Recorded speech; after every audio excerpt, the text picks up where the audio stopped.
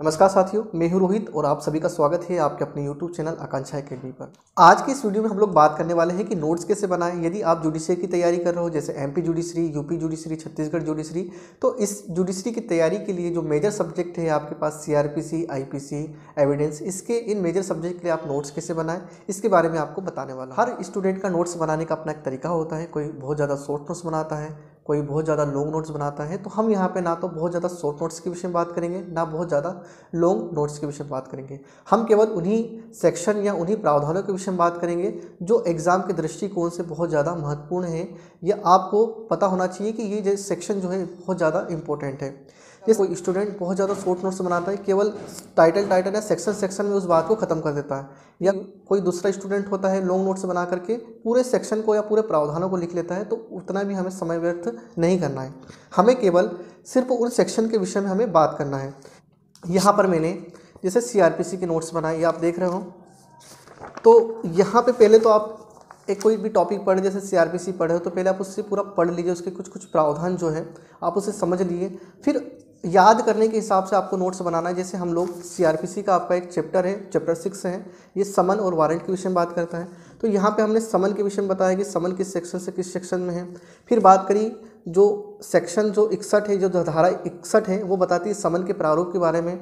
तो समन धारा 61 के विषय में तो यहाँ पे बता दिया, लेकिन हमने थोड़ा सा ये भी बताना है कि समन जो है वो प्रत्येक जो समन होगा वो लिखित रूप में होगा, साथ ही साथ 2 प्रतियों में होगा। क्योंकि एग्जाम में कई बार क्वेश्चन क्या आता है कि समन कितनी प्रतियों में होता है, समन लिखित होता है या मौखिक होता है।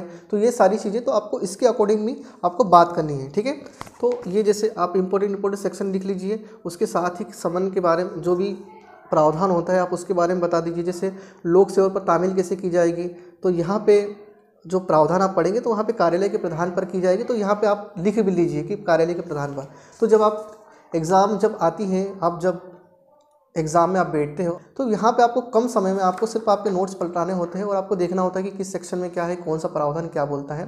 तो ये आपको थोड़ी सी सहूलियत हो जाती है, ठीक है।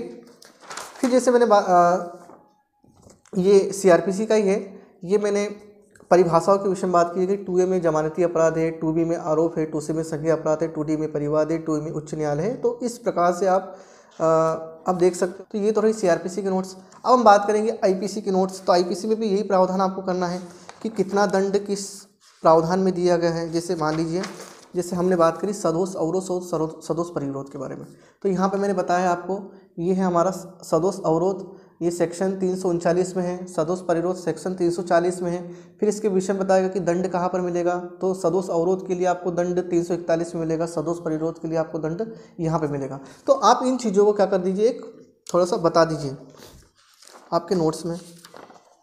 तो ये जैसे अध्याय 4 की बात करें तो साधारण अपवाद के विषय में बात करता है, ठीक है।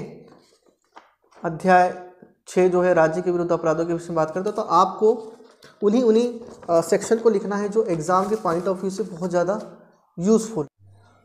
तो इस प्रकार मैंने आपको बताया कि नोट्स किस प्रकार बनाने चाहिए, आपको नोट्स में किन किन सेक्शंस को लिखना चाहिए, किन किन प्रावधानों को लिखना चाहिए। केवल उन्हीं बातों को आपको लिखना है जो एग्ज़ाम के दृष्टिकोण से उपयोगी है, फालतू बातों को आपको नहीं लिखना है नोट्स के अंदर। तो इस प्रकार दूसरी चीज़, आपको ज़्यादा लॉन्ग नोट्स भी नहीं बनाना है, आपको पूरा सेक्शन लिखने की ज़रूरत नहीं है। तीसरी चीज़, आपको केवल एक फैक्ट लिखना है आपको, ठीक है। तो ये तो हमने जो नोट्स आपको बताया है ये प्री एग्ज़ाम के पॉइंट ऑफ व्यू से उपयोगी है। यदि तो इस प्रकार आप आपके खुद के नोट्स बना सकते हो। तो मैंने आपको एक तरीका बताया कि नोट्स किस प्रकार से बनाए जा सकते हैं।